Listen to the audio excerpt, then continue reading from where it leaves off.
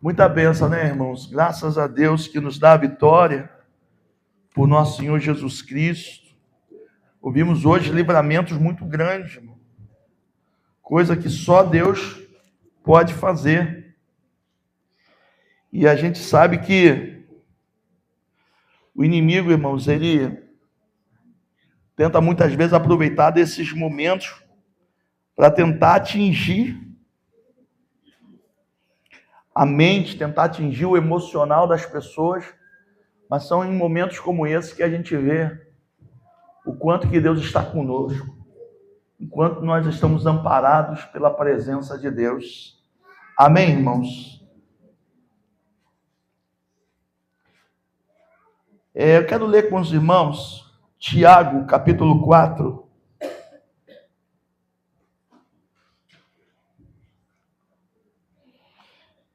O versículo 6 e o versículo 10.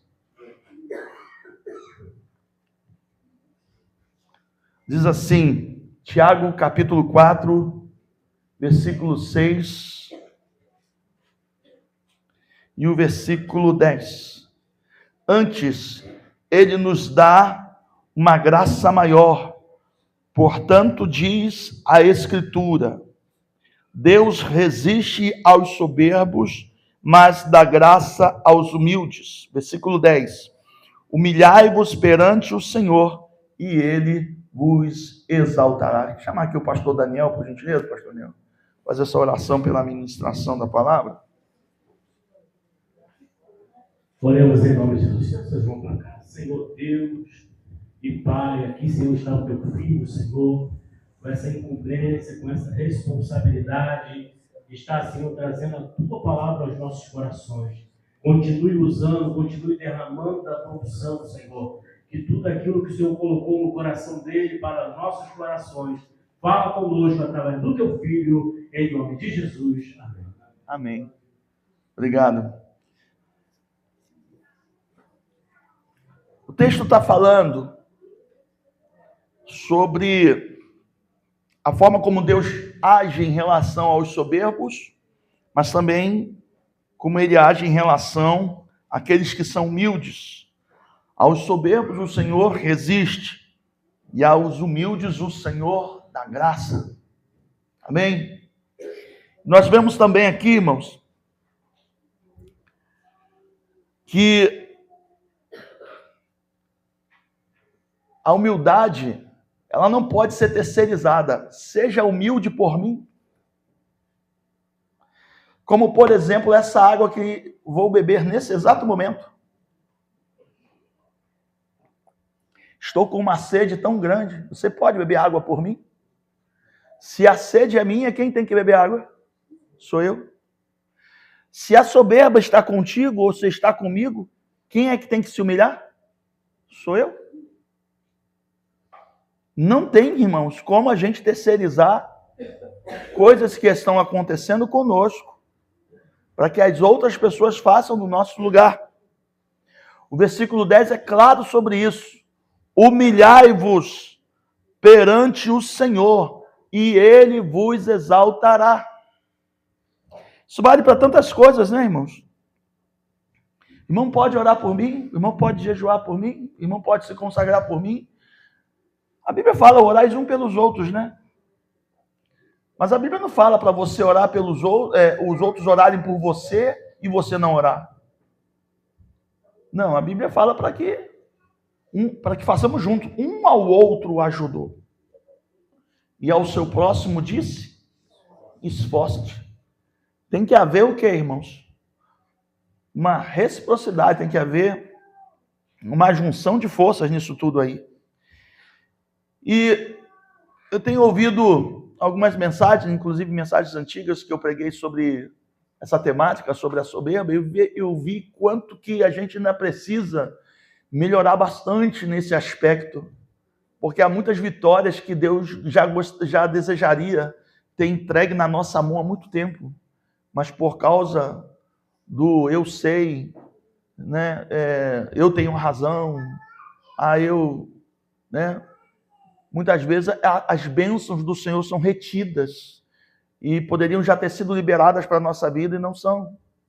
E às vezes a gente tem essa mania, né, de achar que os outros é que o culpado de tudo.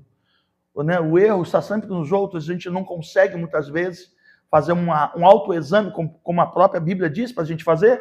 Examine-se, pois, o homem os outros. Não, examine-se, pois, o homem a si mesmo. E quando a gente se examina e procura cada vez mais observar a nossa situação, a nossa condição, a gente percebe o quanto que a gente ainda tem espaço na nossa vida para ser mais humilde. Sim ou não, irmãos?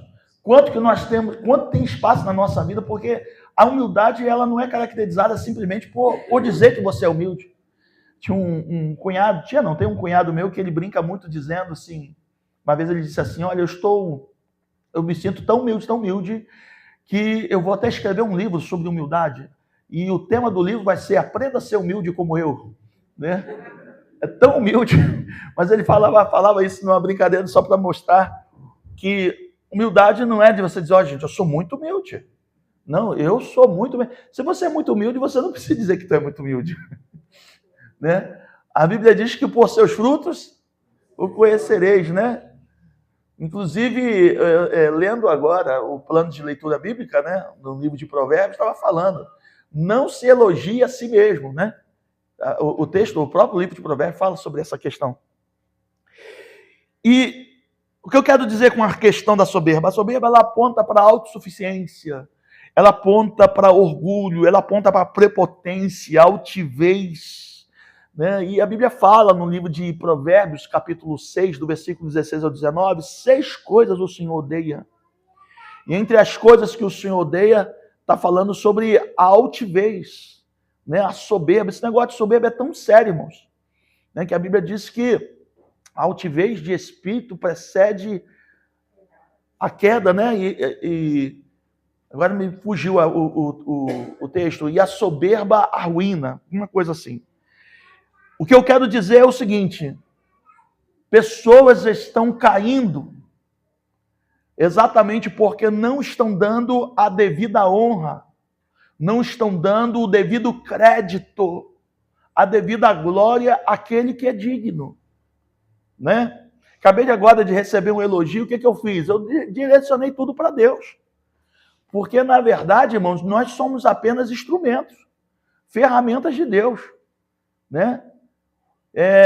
E é muito bom, irmãos, quando você reconhece isso, porque você abre porta para você ser muito mais usado por Deus. Você abre condição para você ser muito mais bênção na vida de alguém.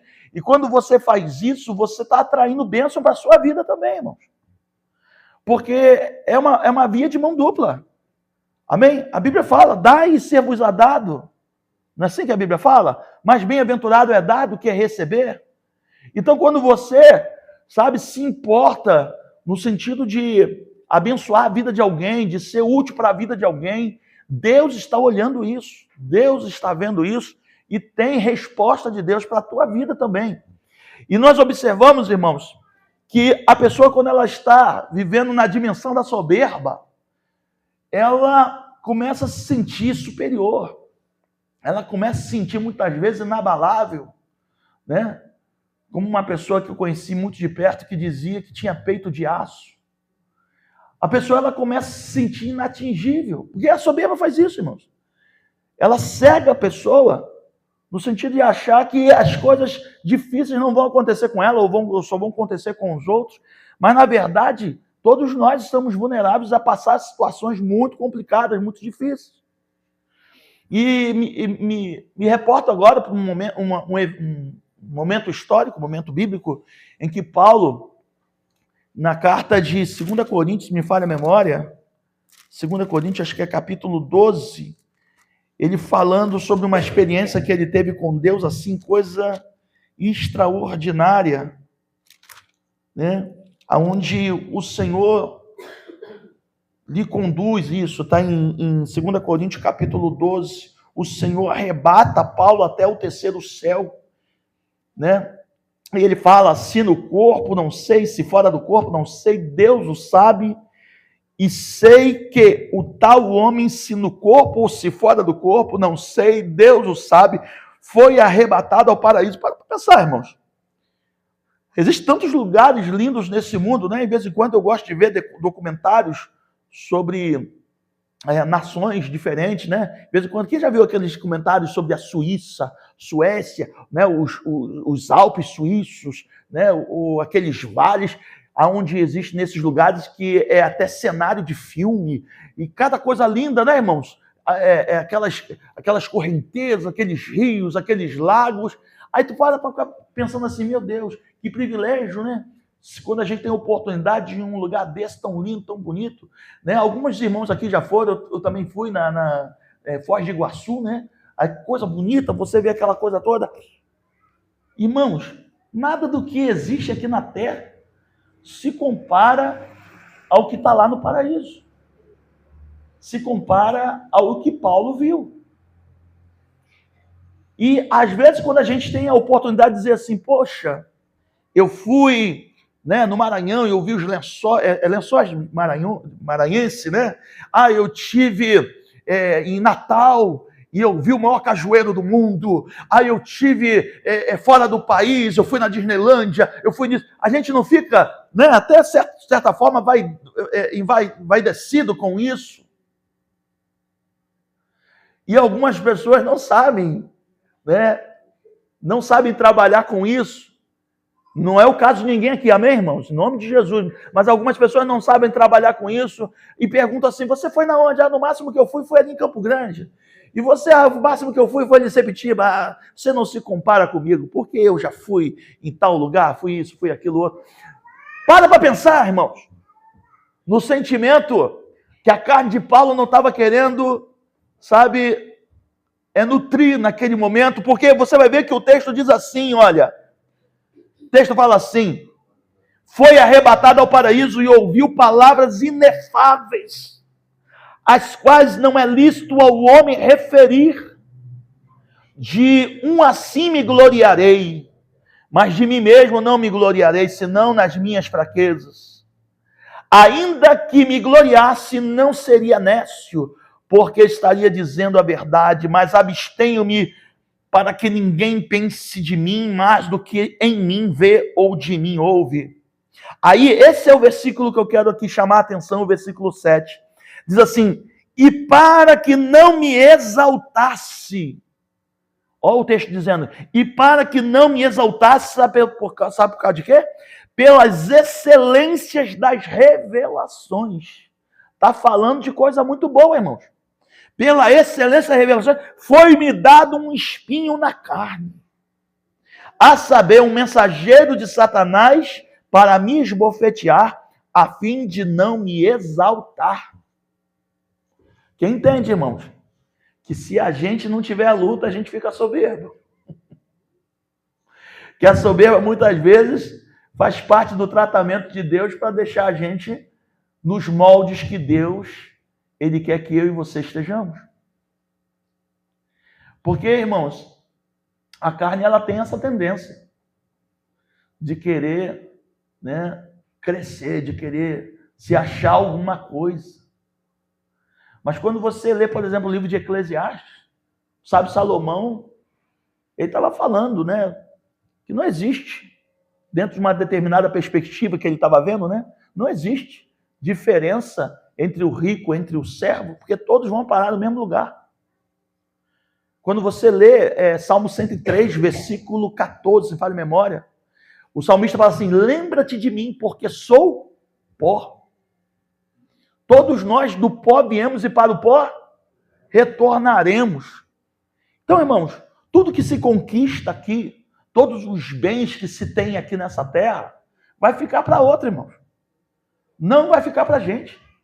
O que vai ficar para a gente é o que a gente adquire, irmãos, na dimensão do espiritual. Amém? Na dimensão do espiritual. Porque lá no céu, recompensas vão ser liberadas para aqueles que fazem a obra de Deus de que jeito aqui na terra? Com soberba ou com humildade? Com humildade. E lá no céu, irmãos, quando nós, em nome de Jesus, todo mundo aqui, estivermos salvos, na sua plenitude, porque salvos já estamos, nós vamos passar por um tribunal chamado Tribunal de Cristo. Não é tribunal para juízo final, isso aí é outro tipo de tribunal. Eu e você não vamos passar por esse tribunal, mas o tribunal de Cristo nós vamos. E o tribunal de Cristo, ele serve para quê? Ele serve exatamente para entregar os galardões. E muitos irmãos, sabe, na hora de receber o galardão, vai estar com uma expectativa. E, infelizmente, a sua expectativa vai ser frustrada. Por que vai ser frustrada?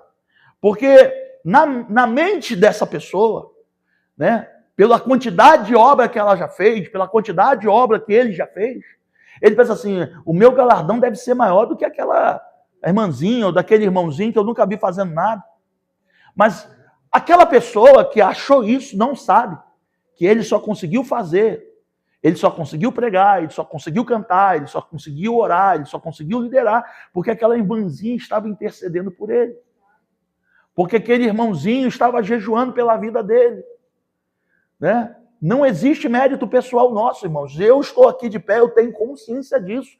Porque nessa igreja tem um povo que ora pela minha vida. Ora pela vida da minha família, porque se não fosse isso, já teria eu me prostrado há muito tempo. Porque as lutas que a gente vive, irmãos, elas não são fáceis. Mas o apóstolo Paulo também sentiu, sabe, um peso de prova, de luta muito grande.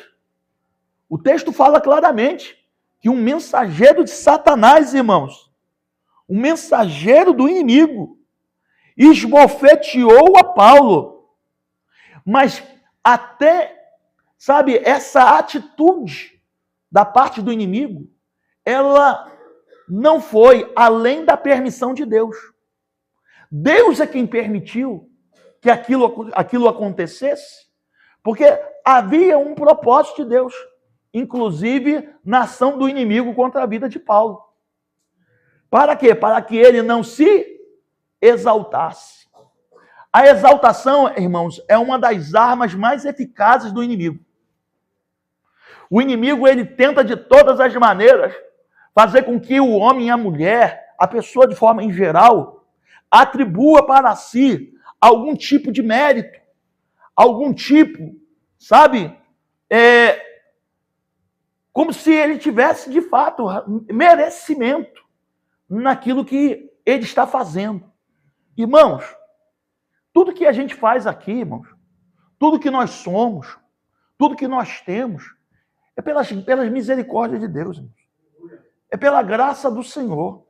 Se a gente tirar isso de cena, irmão, a gente não é mais ninguém, irmão. Somos uma casca vazia.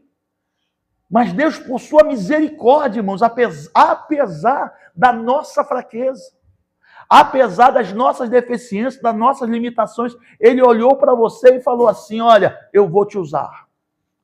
Eu vou fazer de você um vaso escolhido na minha presença para abençoar muitas vidas.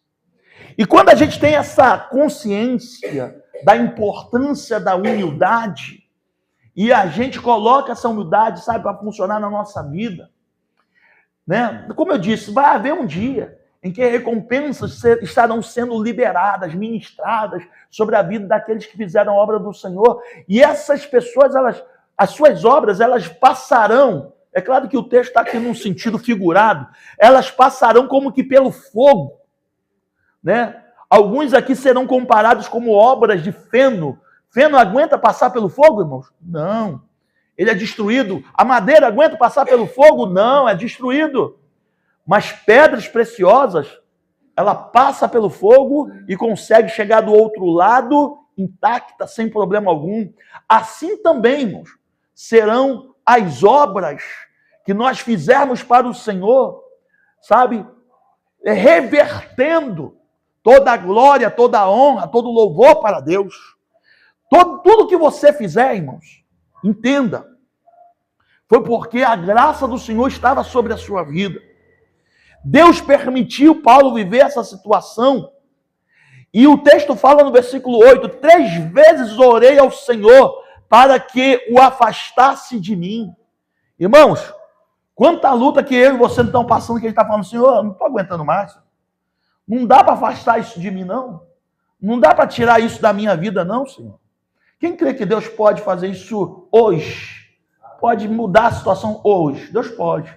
Mas quem entende que nem todos nós aqui, sabe, aprenderíamos tudo o que Deus quer que nós aprendamos se Ele tirasse de nós a luta que eu e você estamos vivendo hoje.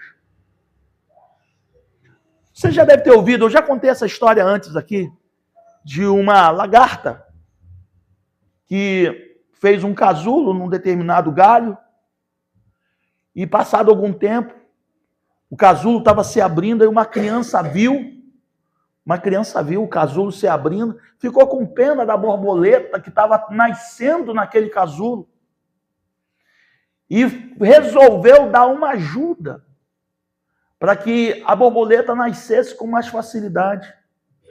E no que a criança foi abrir o casulo, partes do corpo daquela borboleta ainda não tinha sido completamente desenvolvido.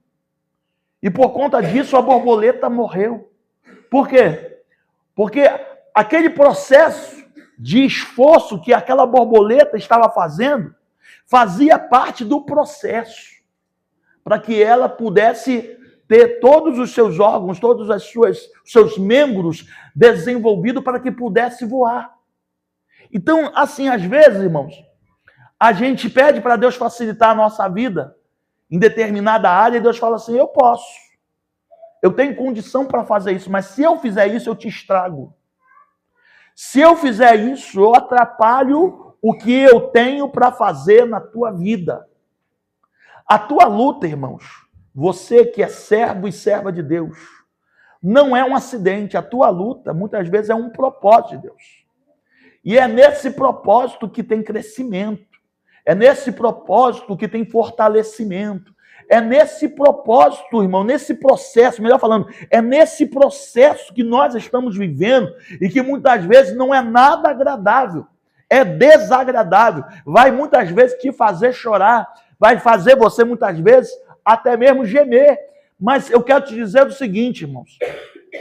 Quanto mais você entrar pelo caminho da humildade, mais você vai depender de Deus. Mais graça você vai receber de Deus. E mais condição de Deus você vai receber para poder passar, para poder romper esse momento que você está vivendo. Porque assim, irmãos, tudo tem propósito diante de Deus. Se a gente perguntar para a irmã Valéria, se a gente perguntar para a irmã Andressa, né, esse momento que elas viveram, esse processo que elas viveram, eu tenho certeza que elas vão falar para você, olha, foi um momento que eu orei mais. Foi um momento em que eu me liguei mais com Deus. Foi um momento em que eu fiquei mais sensível à presença de Deus. Quem entende, irmãos? Que a luta na vida do cristão não tem como propósito a derrota do cristão. Não tem como propósito a destruição. Deus se utiliza de situações que muitas vezes nos são desagradáveis para a nossa saúde espiritual. E muitas vezes para Deus arrancar determinadas soberbas, que muitas vezes a gente não consegue se enxergar. Deus permite alguma luta, alguma situação complicada se apresentar na nossa vida, só para que a gente se depare com a presença do Criador um pouco mais de perto. Por quê? Porque à medida em que os nossos olhos se abrem para enxergarmos quem é Deus, mais a gente consegue se contemplar, mais a gente consegue se reconhecer. Porque muitas vezes a gente se acha, por exemplo, eu me achava que cantava quando eu era adolescente. Eu tinha uma noção, sabe, errônea de que eu sabia cantar. Até que eu comecei a conhecer algumas pessoas que cantavam muito melhor do que eu. Falei, gente, o que me faltava era referência. Eu só vivia com pessoas que cantavam menos do que eu, por isso que eu achava que eu cantava. Mas quando eu comecei a descobrir que tem gente que faz coisas que eu não sei fazer, eu comecei a me recolher à minha insignificância. Entendeu? E tem gente que ainda acha que eu canto, ainda falo, olha, canta, né? Eu falo assim, é porque não sabe quem é fulano, não sabe quem é Bertrano, não sabe quem é ciclano. Então, o que muitas vezes a gente precisa é se referenciar num nível que seja maior do que o nosso, para a gente reconhecer o quanto que a gente ainda tem que melhorar. Mas para isso acontecer, irmãos, Algumas coisas têm que cair na nossa vida. Algumas coisas Deus tem que arrancar da nossa vida.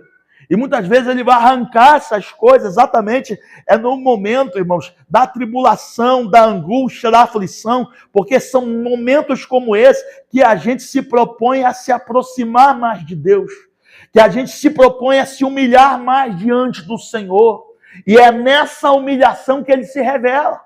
É nessa humilhação que Ele começa a falar coisas que no momento da nossa soberba estávamos com os ouvidos espirituais tapados para poder, escutar e assimilar o que Deus estava falando. Mas quando a gente para olhar para o exemplo do profeta Isaías, a Bíblia diz que ele,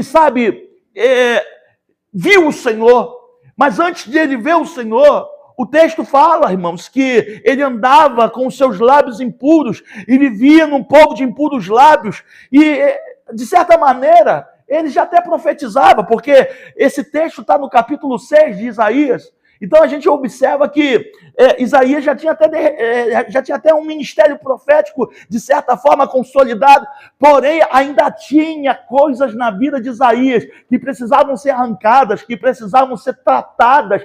E Deus, se apresentou para Isaías e ele viu o Senhor assentado sobre um alto e sublime trono, e as abas de suas vestes enchiam o templo, e ele viu os serafins que voavam diante do Senhor, cada um tinha 6 asas, com 2 cobriam os seus pés, com 2 cobriam os seus rostos e com 2 voavam, e ele via os serafins declarando: Santo, Santo é o Senhor dos exércitos, toda a terra está cheia da sua glória. E quando ele viu aquilo, ele falou assim: meu Deus, eu vou morrer.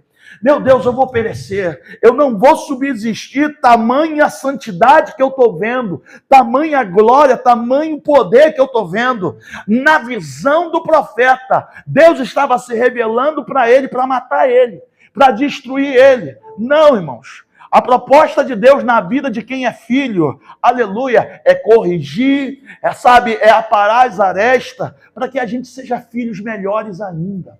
Para que a gente seja, irmãos, mais sensíveis à voz do Espírito. Tem coisas, irmãos, que a gente só cai em si quando coisas difíceis acontecem na nossa vida. Essa é a verdade. Quando você olha para a vida do filho pródigo, não foi diferente. Quando foi que ele se tocou que ele não tinha nada e que ele precisava do pai? Quando foi? Foi quando ele perdeu tudo que ele tinha. A Bíblia fala que ele caiu em si. Sabe o que está faltando na gente, irmão? A gente cair em si. A gente começar a ter, um olho um pouco mais clínico em relação a nós. O quanto que a gente ainda está fora do plumo que Deus gostaria que nós estivéssemos. Mas, pastor, quando é que isso vai acontecer? Eu não sei se você vai chegar no nível, da perfeição que Deus gostaria que eu e você chegássemos, mas o que eu tenho para falar para você nesta manhã é que o teu nível ainda dá para melhorar. O que Deus está falando para mim e para você é que nós ainda podemos ser mais humildes que somos. E como que a gente, mostra isso? Como que a gente, que tipo de característica revela isso? A humildade, irmãos, ela se caracteriza principalmente na dependência que nós temos de Deus. Quanto mais você demonstra que você, é dependente de Deus, e quanto mais você, aleluia, se humilha diante dele, busca ele com todo o coração, com toda a força, no meio da tua prova, no meio da tua aflição, mais você vai ver diante de você, assim como Isaías viu, alguém que é a referência perfeita, que eu e você precisamos nos espelhar. E quando essa referência se revela diante de nós, e nós assim começamos a ser tocados pelo Senhor, através da sua presença, é impossível, irmãos, alguma coisa na nossa vida não mudar.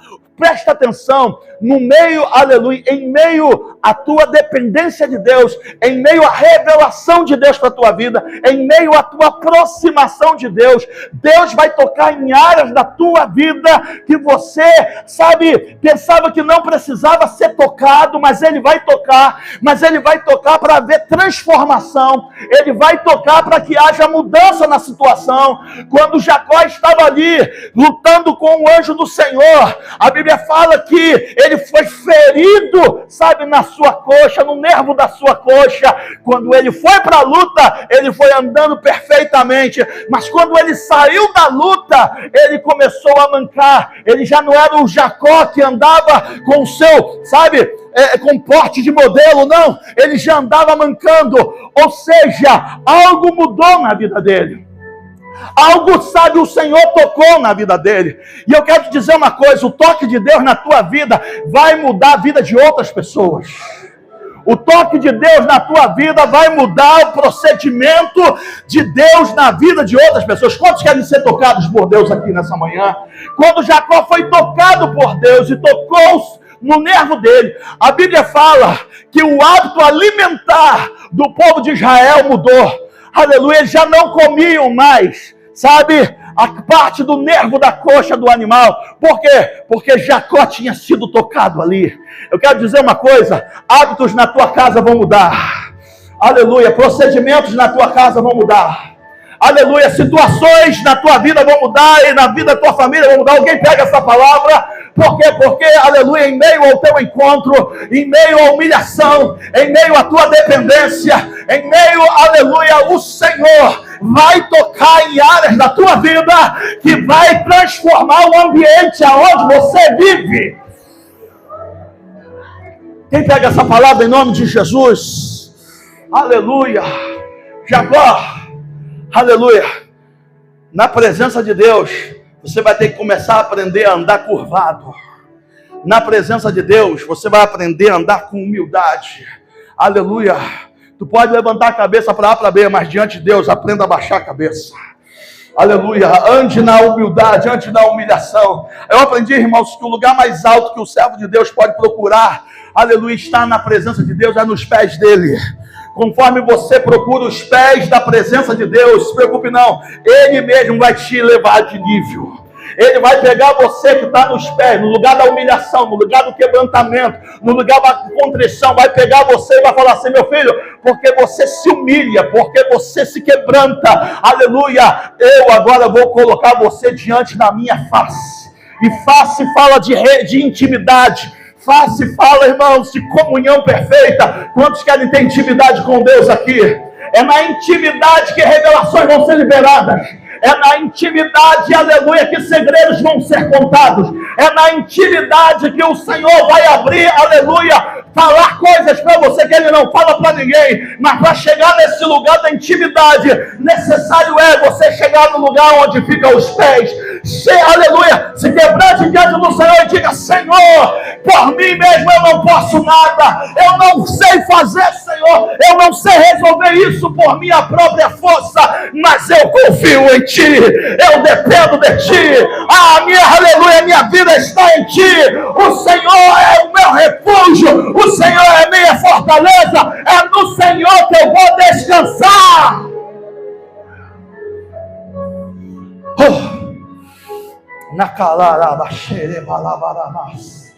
Aleluia. Desce na presença de Deus, irmãos. Mas eu estou certo, mas eu tenho razão. Desce na presença de Deus. Irmãos, tem coisas que tu vai aprender no meio do caminho. Mas quanto antes você aprender, pega essa palavra, mais a tua prova vai ser encurtada. Quem pegou isso que eu falei? Desceu. Quanto mais você aprender, mais a tua prova vai ser encurtada. Quem quer que Deus encurte a prova que você está vivendo? Quem quer que Deus acelere o teu milagre? Quem quer que Deus acelere a tua vitória? Começa a entender qual é a posição que Deus está requerendo de você, porque vai ter a aceleração de Deus, aleluia, na tua causa. O que estava para vir ano que vem, Deus vai fazer vir esse ano, para a glória do nome de Jesus. Deus resiste aos soberbos. Não preciso de ninguém. Não preciso da ajuda de ninguém. Eu faço, eu sou, Não é nada, irmão. Não é nada. O filho pródigo perdeu tudo para saber que ele não era nada. Ah, mas Deus me usa. Sansão também era usado por Deus. Ele sozinho arrancou uma porta de uma cidade. Foi uma portinha dessa aqui não, irmão. Eu falei porta de uma cidade. Porta de cidade passa o quê? Passa exército daquela porta. Passa carruagens, animais. Ele arrancou sozinho, irmãos. Sansão sozinho, irmãos. Matou 1000 filisteus com uma queixada de jumento. Sozinho. Sozinho, irmãos, ele venceu um leão. Ele matou um leão. Sozinho ele pegou 300 raposas. Amarrou as raposas pela cauda e jogou nas plantações dos filisteus e colocou fogo. Sozinho. Eu acho que para nós pegar uma raposa já seria difícil, né, irmão? Imagina pegar 300 raposas. Aí eu te pergunto, ele tinha ou não tinha unção de Deus? Ele tinha tanta unção de Deus, irmãos, que o nome dele significava pequeno sol. Mas sabe, irmãos, ele era usado por Deus. Mas o relacionamento com Deus dele, com Deus era muito fraco. Ele tocava onde não tinha que tocar. Ele comia o que não tinha que comer. Ele se relacionava com quem não tinha que relacionar. E por causa disso, irmãos, ele perdeu as forças. Ficou cego. E teve que empurrar um moinho como escravo e virou alvo de chacota e de zombaria. Só depois que ele passou por esse processo todo, que ele clamou ao Senhor. E o Senhor restituiu para ele a força que ele tinha. Preste atenção nisso, irmãos. O teu dom, irmãos, não significa a aprovação de Deus. Não significa. Aleluia. Aprenda, irmãos, a andar em comunhão com Deus, com dom, sem dom. Porque o que mais Deus quer ver na nossa vida são os frutos do Espírito serem gerados. Que a gente possa, irmãos, ter frutos do Espírito sendo gerados em nossa vida todos os dias. Aleluia. Quero profetizar isso para você aqui hoje. Aonde o Espírito de Deus encher, aonde o Espírito de Deus inundar, frutos do Espírito vão aparecer. Pastor, eu ando só triste. Está faltando o fruto da alegria. Isso é fruto do Espírito. Se encha do Espírito de Deus, irmãos. Não só externamente, mas internamente. Sansão vinha sobre ele o Espírito. Mas Deus quer encher você do Espírito. Andai no Espírito e jamais satisfareis as concupiscências da carne. Aleluia, eu quero profetizar para você o fruto da paciência. Recebe esse fruto do Espírito. Eu quero profetizar para você o fruto da longanimidade.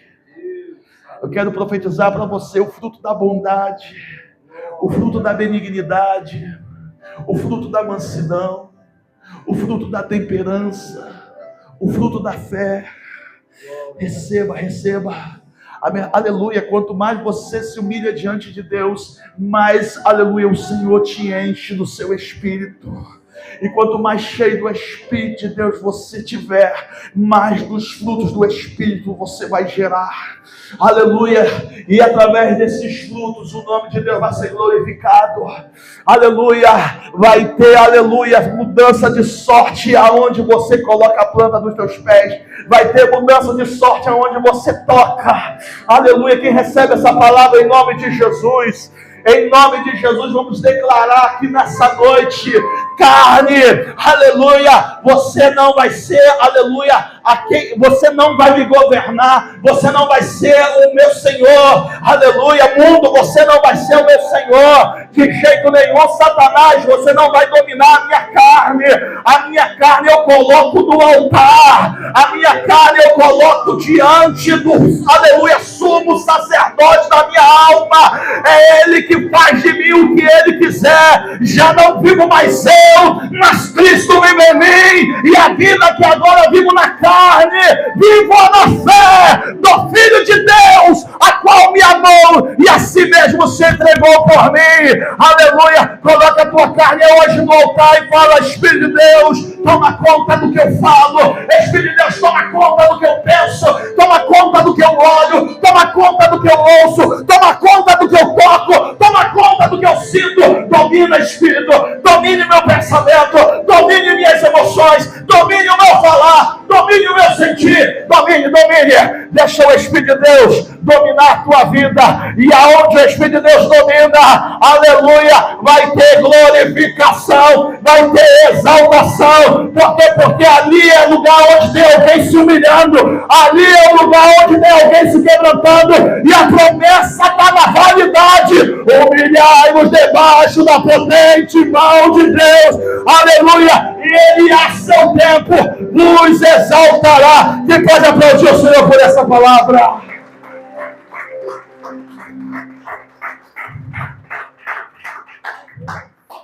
Ainda tem espaço para você ser mais humilde do que tu é. Peça a Deus: Senhor, me dá humildade no meu falar. Me dá humildade, Senhor, no meu proceder, no meu comportamento. Me dá humildade, Senhor, no meu serviço, na minha casa, dentro da tua igreja. Me dá humildade, Senhor. Irmão, Deus está dando uma chave aqui, irmão. Deus está dando uma chave aqui. Olha, você, pastor, esse negócio de ser cheio do Espírito, isso é de Deus mesmo, pastor? Esse negócio de ser humilde, Deus é, irmãos. Efésios 5,18 está assim, olha: e não vos embriagueis com vinho que é devassidão ou contenda, mas enchei-vos do Espírito, falando entre vós com salmos e hinos e cânticos espirituais, cantando e salmodiando ao Senhor no vosso coração. Agora veja: dando sempre graças por tudo a nosso Deus e Pai. Só os humildes agradecem.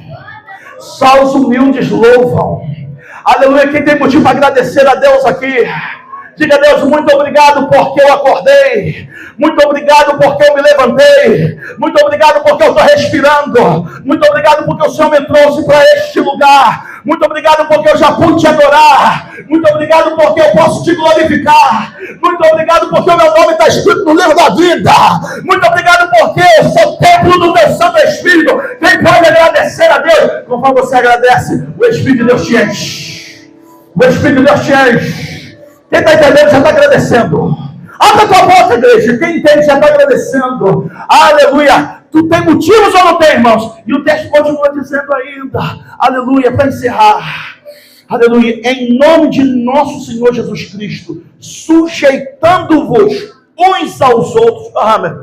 Soberbo não sabe se sujeitar, mas o texto fala aqui: quem se embriaga com o Espírito e não com o vinho que há contenda, sujeita-se uns aos outros, aleluia, no temor de Cristo. Eu que não vou abaixar minha cabeça, aleluia. Peça ao Senhor: Pai, me quebra na tua presença. Me ensina, Senhor, a fechar a boca. Me ensina, Senhor, a descer. Me ensina a confiar em Ti. Me ensina a esperar em Ti. Os que entregam o caminho ao Senhor e confiam nele, vai ver o que Deus vai fazer. Ele tudo fará. Quem pode aplaudir o Senhor por essa palavra?